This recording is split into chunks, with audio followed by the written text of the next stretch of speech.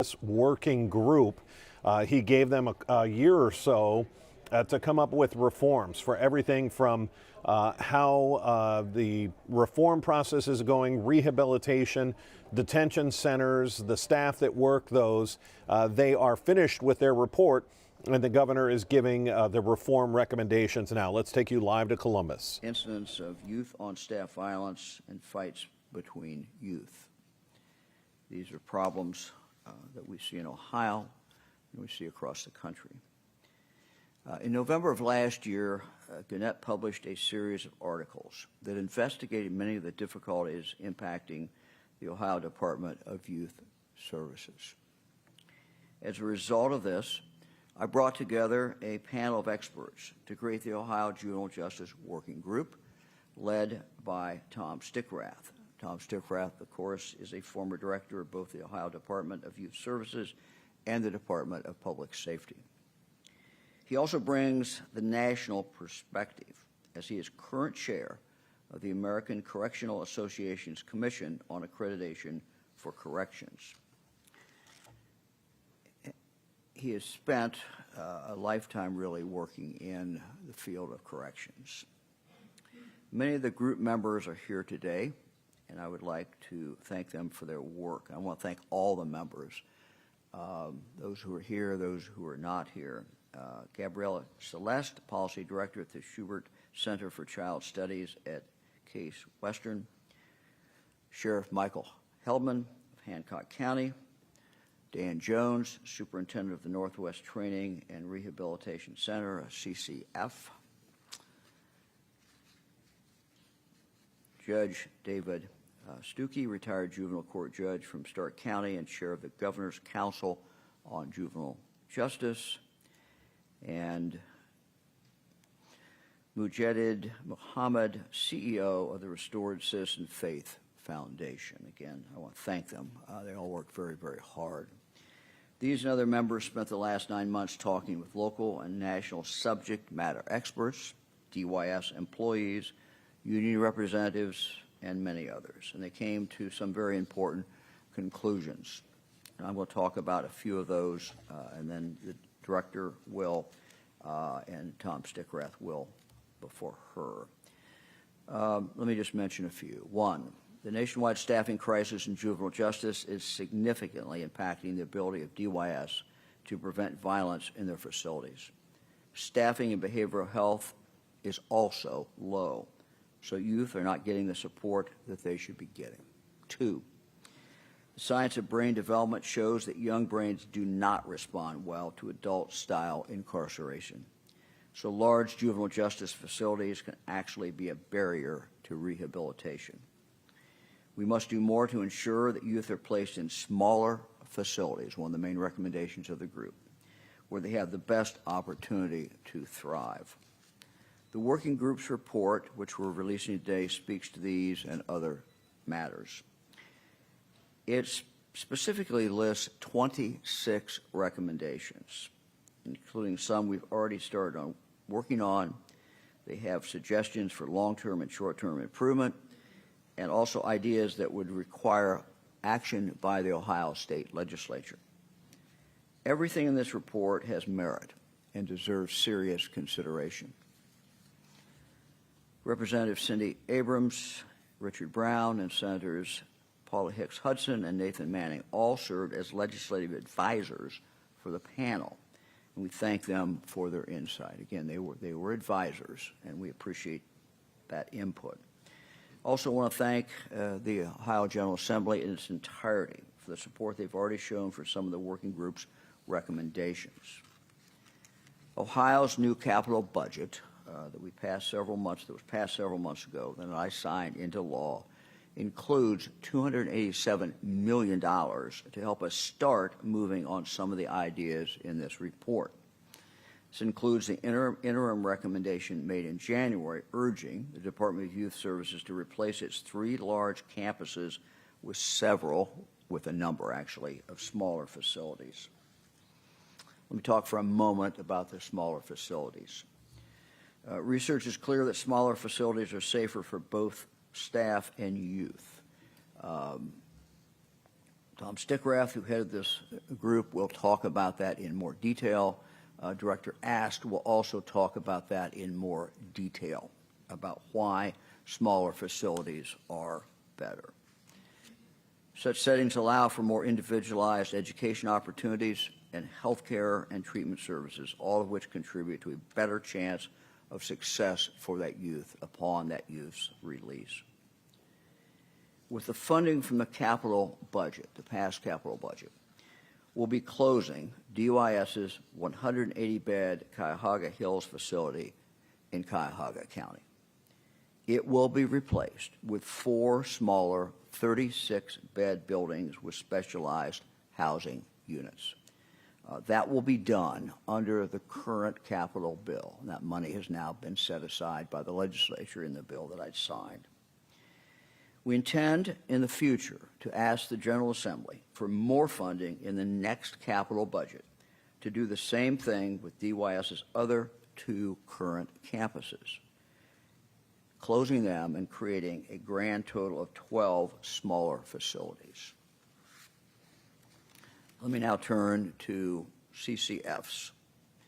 Some of the capital budget funding, again, the capital budget that's already been passed, will also support the working group's recommendation that the state establish new community correction facilities in Ohio. Community correction facilities, of course, CCFs, are county rehabilitation centers for youth who have specific treatment needs that could be best served in a smaller, secure, locally operated facility. CCFs are preferable because they keep kids closer to home, allow for more family involvement, and generally lead youth toward better outcomes upon release. Now, there are currently 11 CCFs in Ohio, but amazingly, none of these are in Franklin County, nor Hamilton County, nor Cuyahoga County. And of course, these 3 counties commit the most youth to DYS each year. Thus, we have the recommendation from the committee. Some of the juveniles sentenced to DYS from these counties would certainly fare much better at a CCF if there was one nearby, which there is not today. We have enough funding in the capital budget, the past capital budget that just passed, for 1 new CCF now. And I plan to work with the legislature again in the future for additional funds to support the other 2. Let me talk now about state agency collaboration. The working group also found that our state agencies could, quite frankly, benefit from better teamwork. Now, we know that more can be accomplished when we're not working in silos. And the group recommended the state develop a master plan for our youth-serving state agencies to ensure better coordination across departments, less redundancy, and overall better support for all of these children. So, earlier this year, I directed our Department of Children and Youth to take the lead on this process. They're working with DYS, the Department of Jobs and Family Services, Mental Health and Addiction Services, Medicaid, and others to develop a cross-agency approach to reduce youth violence and support children. So again, the Department of Children and Youth will take the lead in this. The goal is to provide targeted support that proactively steers juveniles away from criminal behavior. Let me talk about another recommendation that has to do with the consultant. So before I turn it over to Tom Stickrath to explain some of the other recommendations the working group is making to the legislature, I want to note that the group identified early on that it did not have the specialized expertise necessary to examine operational daily practices across Ohio state and local juvenile justice system. Therefore, and by the way, these would include such things as policies and procedures around use of force, youth discipline, behavioral health, staffing, retention, and training. And the group, therefore, recommended that we hire consultants with juvenile justice expertise and experience and focus on these and other practices DOIS is working now through that hiring process, and we would hope in the near future to be able to make an announcement. We will make an announcement in the near future about who has been hired to provide this consultation. Now let me turn it over to Tom Stickrat. Tom?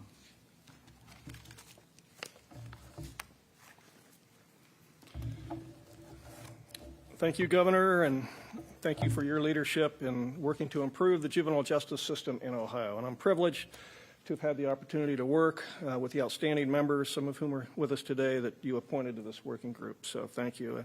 And I sincerely thank the members, as well as our legislative advisors, for their contributions to the report we've submitted to you. I also thank Director Ast and her team for their support and cooperation as we conducted our review and analysis. I know it wasn't easy for them with all the questions we had and recommendations and everything else, so thank you, Director. Governor, you gave us quite an assignment. And as chairman of the National Commission on Accreditation for Corrections, I see firsthand what you mentioned earlier. I see the struggles that juvenile correctional agencies face across our country, the staff shortages, behavioral health needs, the challenge of finding that right balance of discipline, accountability, rewards, and programming. And I'll have to say, Governor, I've had some demanding jobs during my career, some of which you volunteered me for. But I'll have to say that none were as difficult as being director of DYS. It's a very, very challenging agency to manage. That said, I hope our work on this initiative serves to strengthen our juvenile justice system and improve youth outcomes now and into the future. Now let me talk briefly about several recommendations we made which would require legislative action. Of course, you mentioned two key pieces: the move towards smaller is better, which we feel so strongly about. I think if we had nothing else in the report but that, it would, I think, hopefully be a legacy piece to forever change the shape of juvenile justice in Ohio. It seems rather intuitive, and particularly for someone that managed a 2,000-bed adult prison early in my career. But just the smaller is better has been shown to work across the country and supported by the research, certainly. So we appreciate the General Assembly's support and your support, Governor, of that concept, as well as funding for the additional CCF that you have mentioned. So thank you to the General Assembly. Our recommendation number 6 asks the General Assembly to provide funding through DYS for county prosecutors who have DYS facilities in their jurisdiction. Our committee heard from several sources about difficulties in holding DYS youth accountable who assault DYS staff. And we hope this and other recommendations strengthen appropriate criminal investigation and prosecution efforts. We hope through better coordination with the Ohio State Highway Patrol and more resources for prosecutors, officers, or others who are impacted, we can send a message to DYS staff that their concerns have been heard. Recommendation number 7 seeks to increase the minimum age for youth committed to DYS from 10 years of age to 14 years of age. The working group believes that better alternate sanctions or placements exist for children 13 and under. And our group heard loudly from juvenile court judges that they would like discretion in the sentencing of youth with gun specifications. And adoption of Recommendation 8 would provide for this by eliminating the mandatory terms of confinement in these cases. Research considered by our working group, including an Ohio study on impact of length of stay in a custodial setting, influenced us in our recommendation. And recommendation number 9 would keep youth with first-time, nonviolent, 4th and 5th degree felony offenses from being placed in DYS. In fact, the legislature has enacted a variation of this concept with adult offenders, and it's our belief that these low-level juvenile offenders should not be placed out of home except in exceptional circumstances, and when out-of-home placement is necessary, CCFs can better serve these youth. These recommendations I've highlighted may not have universal support. Transformational policies rarely do. And we also recognize the public's rightfully concerned given recent headlines about juveniles stealing cars and causing havoc in some communities. But these recommendations, Governor, are made in light of research and best practices across the country. They are designed to more than temporarily remove youth who have committed crimes. Indeed, they are designed for the long-term improvement in youth outcomes and public safety. Thank you. Director?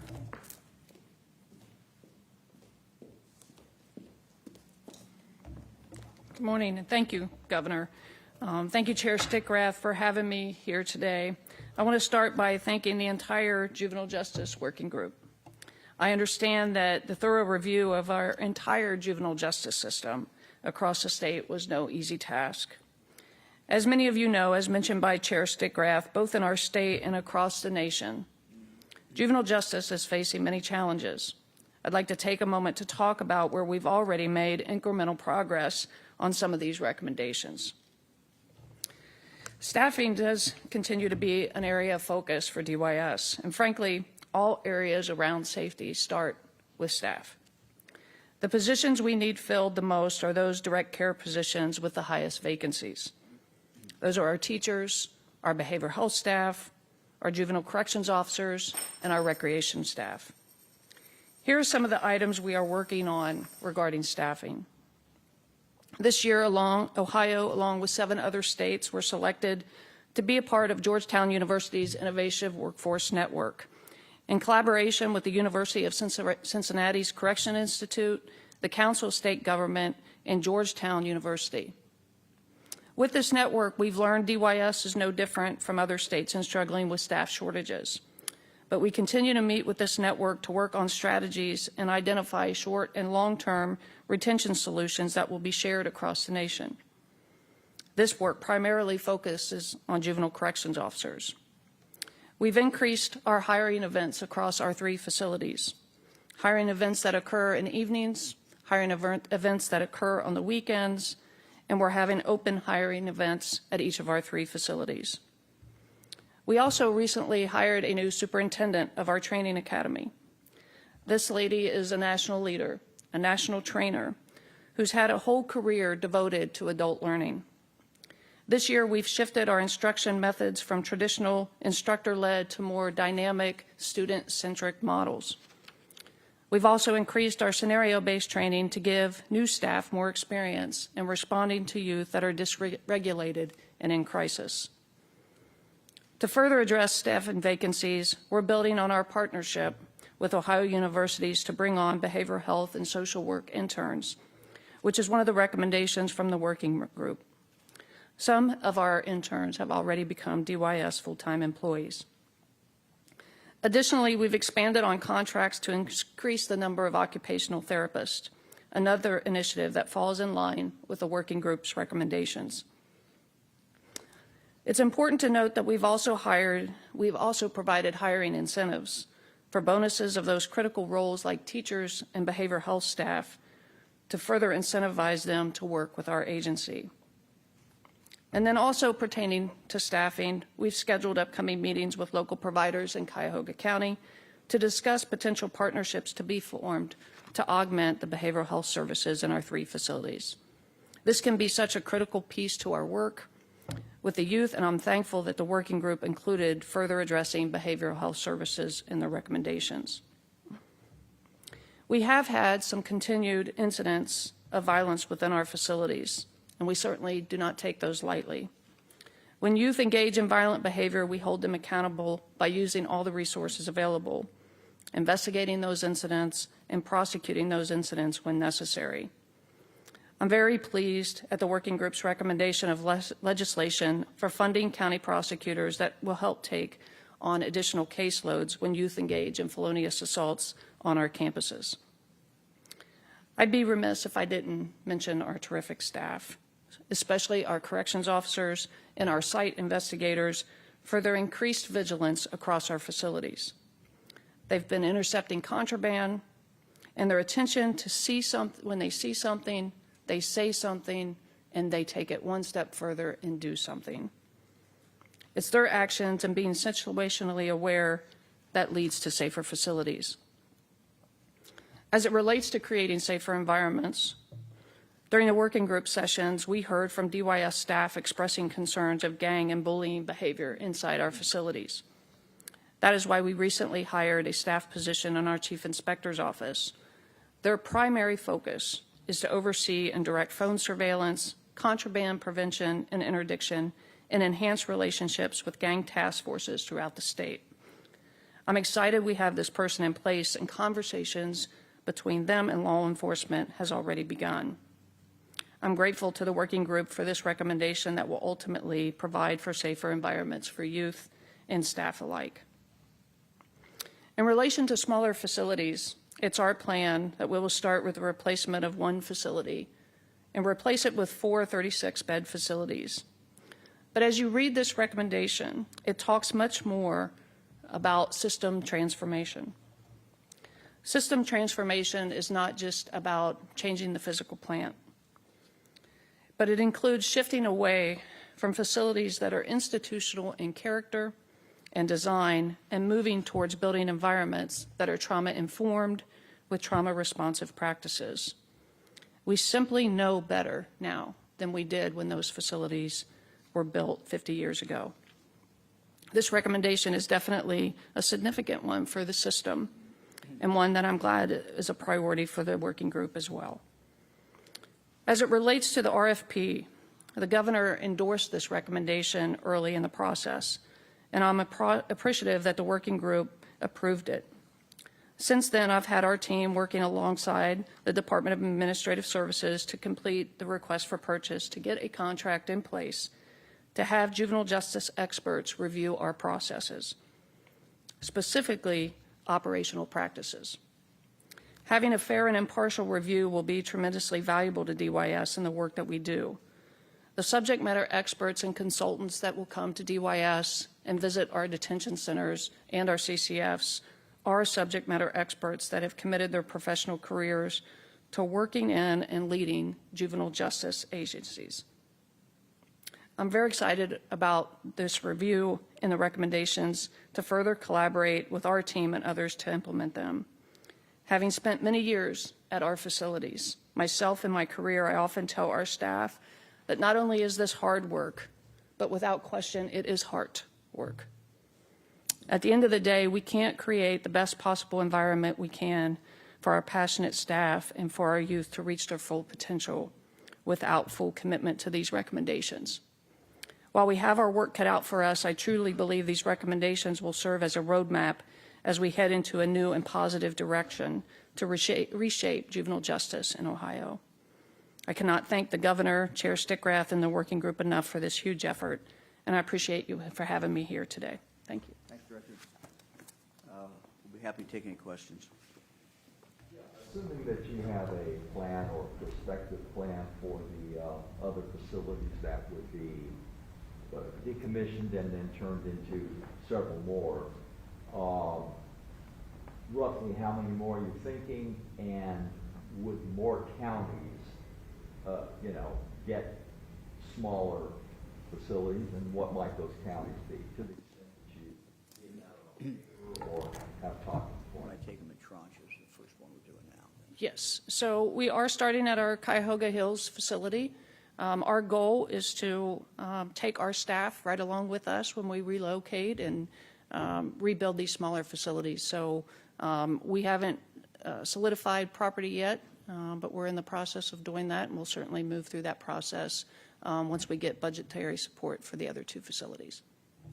So no tentative sites, like assessment about counties that really need a smaller facility or anything like that? No, there will be an assessment, particularly around our CCFs, as we add a CCF to Franklin, Hamilton, or Cuyahoga County. Our 3 facilities, we're intending to take our staff with us, so we're hoping to stay in the areas where we currently operate. The first CCF in either Franklin, Hamilton, or Cuyahoga, do you know which counties will get the first one? We do not. We had to do a little bit of research back to the days where Chair Stickrath was the director on how those were selected. So there is an application process. We'll be releasing that application process shortly after these recommendations are public today. Also, the violence issues continue at the youth prisons, and the premise of all this is smaller is better. During COVID, kids ended up in smaller cohorts, and they weren't as intermingled in rec facilities and school and the rest of it. And once they started being more intermingled again, the violence seemed to have spiked. Is there any thought to going back to smaller groups within the larger facilities until the smaller ones are built? Laura, thank you for that question. It's a very staff-intensive to be in cohorting. That was necessary during the pandemic. What was also necessary as the country was moving back to normalized operations, that we get our facilities back to normalized operations. It's very staff intensive and not something that is healthy, is supportive of adolescents and their development. And, you know, speaking of violence in our facilities, I have to say, you know, our staff show up every day with the intention of meeting the purpose of this agency, which is to transform and save lives. And they often come into this work with a hope that at the end of their 8-hour shift, they get relieved. And many times, they end up working 16-hour shifts. So, you know, I publicly just have to thank them. One, I see them. I want them to know I see them, but I want to thank them for their service. On any given day in our DYS facilities, and this has been consistent month after month, that we have 80, sometimes 85% of youth on any given month that does not do harm to others. They don't harm their peers, they don't harm our staff. But we do have a small population of youth that are very challenging. And our staff work very hard to mitigate the efforts to minimize violence in our facilities, and they'll continue to do that. I'm proud of the work that they're doing, but make no mistake, this is a continuous improvement process.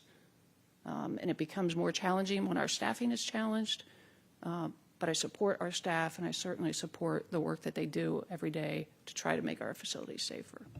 Other than hiring the gang expert coordinator person in the chief inspector's office, what other steps can be taken to get a handle on gang violence within prisons? You know, I think it's a continuous effort with our local leaders. We're very excited about our new superintendent on our Indian River campus. Our superintendent at Cuyahoga Hills and Circleville understands how critically important this is. Our gang policy is something that we're looking at revising. And we're also, you know, we're excited about the juvenile justice professionals that will come in and look at our operational practices. If there are best practices happening around some of these critical areas in our facilities that we face, we will take those recommendations from the experts and make those adjustments.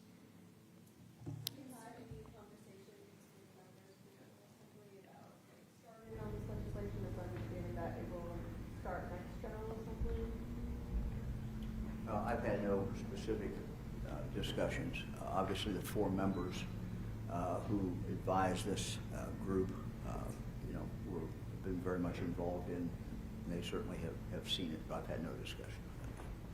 A concern we've heard from some of our community members is that when these young teens are committing crimes, maybe they're low-level crimes, they go through the system and then they get released only then to create more high-level crimes, murdering somebody, gun violence. Can you address that concern that community members have? Well, I think the thing to keep in mind, I'll start, and then Tom can jump in here, the director. You know, of the juveniles that are involved in the juvenile system, there's only a small number that end up at DYS. And I think the thing we have to always do is look at the whole system. And we're trying to do that. I think this group did that. Look at the whole system. You know, what we want and what the public should want and deserve is that each one of these individuals is treated in a way that is appropriate for that particular individual based on what they did and based on what provides the best opportunity for them to move forward and not stay in the system and then not move into the adult system. So it's a, you know, these are the juvenile judges of this state are at the front line.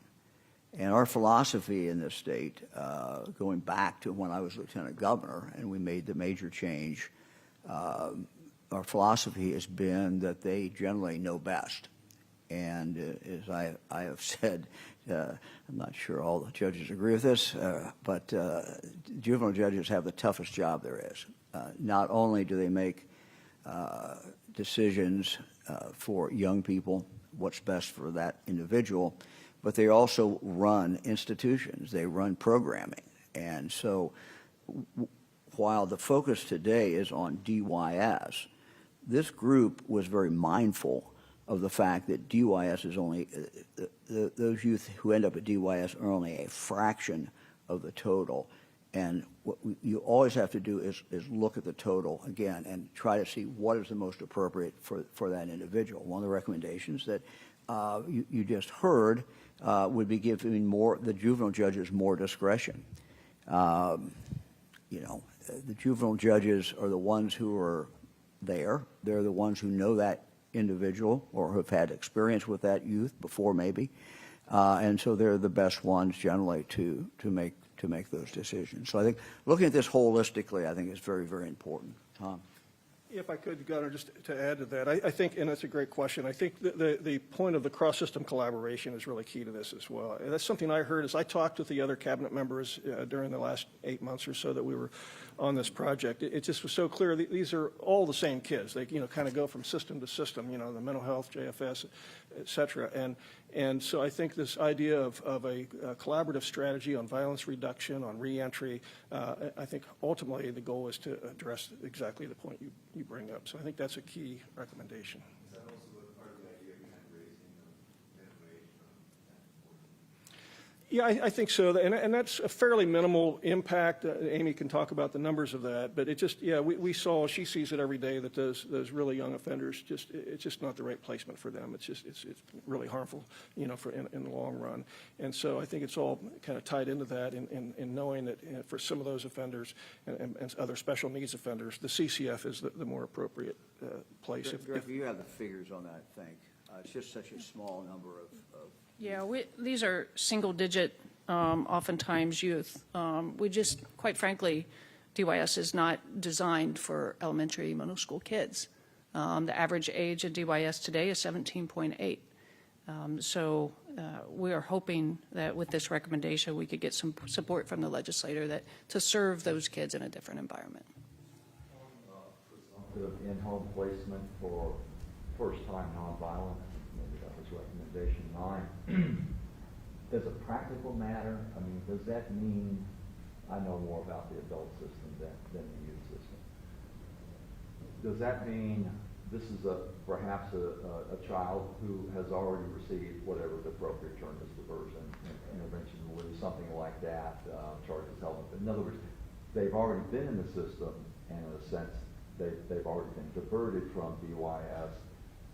So this is still a question. And now we're at the point saying, you ought to go to DYS, but you're nonviolent, and we're going to call this your first-time offense. Or do we really mean a kid who has stolen a Porsche Cayman, an expensive car, and this is her first time, and it's nonviolent, it's their first time.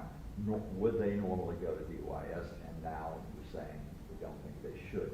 Or has this person been down the road several times before? Good question. I think that, you know, what we hear from our colleagues like at the Council of State Governments and all the research is when you can, the home placement, you know, a non-residential placement, it ultimately is best in the long term. But recognizing the kind of crimes that you're talking about or a repeat offender, obviously some of these kids need a residential placements out of the home. And I think what we're saying is if and that's again back to the judicial discretion, you know, the judges know and they know how many times that youth has been before them or another court. And so we know that some of those kids need a residential placement. We think for some of those, particularly those young offenders or the very low-level nonviolent offenders, the CCF is a better option in the long term.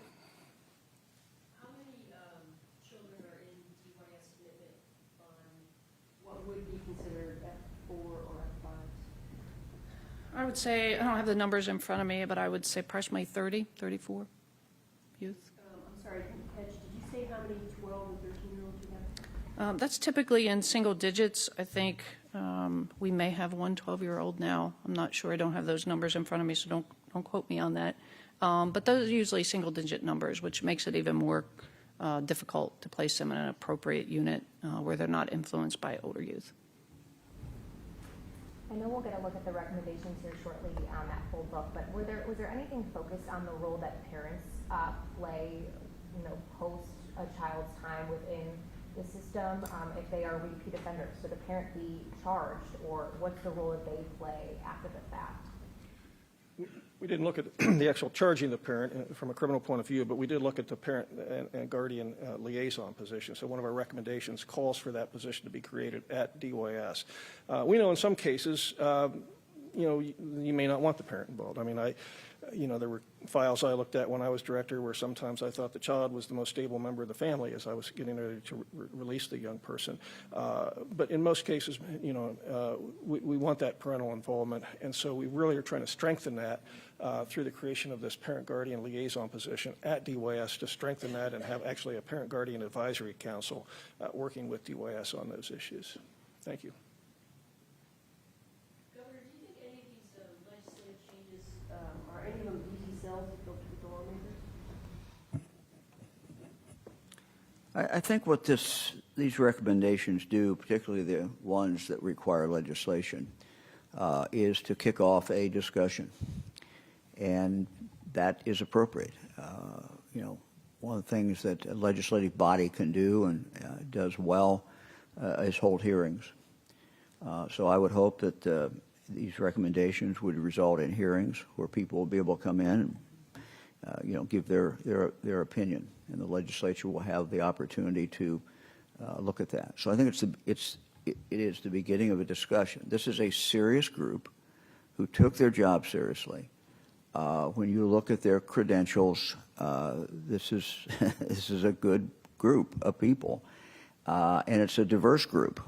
And they've made these recommendations, and I think because of the nature of this group, who they are, what their experience has been, they're serious, and I think they need to be taken seriously by the legislature. Does that mean everything will be passed? No, I don't know that. But again, this is I think a good start for a discussion that needs to be taking place. Dan DeRose with 19 News as we start to wrap up the governor's news conference on this sort of a look at the juvenile justice system in the entire state of Ohio and where does there need to be reform. I thought it was interesting that the governor started talking about the two main points for him out of this 26-point reform. The two main points were that correction facilities are at such crisis level in their staffing that needs to be corrected immediately, and it's the safety of those corrections officers, nurses, teachers, therapists that are in there being put at danger because there isn't enough from a facility, there isn't enough support on staff to keep them safe. The next part of the governor's major points was a talk about brain development, and that there have been studies that show that young brain development, and when we put these young kids in an adult style prison, a big facility, lots of kids, that their young brain development, it does not work well for that facility. And so because of that, a major announcement that they will be closing the Cuyahoga Hills Juvenile Correction Facility. Let's be very clear, this is not the juvenile detention center that they built on the Opportunity Corridor that's near there. This is an entire prison that is located in Highland Hills. It is more or less a prison for juveniles. They have determined that prison system and setting is too big for young children to come out rehabilitated. So they're going to close that facility and open up 4 smaller facilities that can get those children better help. The land has not been purchased yet for those facilities, but the money is there. The money was already appropriated, or they're taking some of the money from the last budget, the capital budget that was passed by legislators, and going to close that facility and open up 4 smaller ones. A similar process will happen in both Franklin and Hamilton County, but they're going to have to go back to the legislature and ask for more money. That was the big announcement out of this that we did not know was coming for Cuyahoga County. We're going to have a complete wrap up on the recommendations. We will make sure in the story at cleveland19.com that we provide you a link to the entire report. It'll be lengthy, but there could be some interesting points made as they came up with 26 different reform recommendations for the governor. We're going to wrap this up because in just 8 minutes, the Cleveland Browns have an announcement. They have called a special announcement. More than likely, it looks like this could have to do with naming rights of the facility. Remember, it used to be First Energy Stadium. That stopped after the scandal of House Bill 6, and the name was removed, and it was then called Cleveland Browns Stadium. And we believe that they may have a new suitor for the next 4 years for that facility. So make sure you tune back in right around the top of 11 o'clock and we'll have that announcement from Cleveland Browns Stadium. It does not appear to be an announcement about the future home of the Browns. Let's be very clear there. We'll see you at 11 o'clock here on our digital properties. I'm Dan DeRose with 19 News. Have a good afternoon. 19 News is everywhere. Download our CTV apps and follow us on social media at Cleveland 19.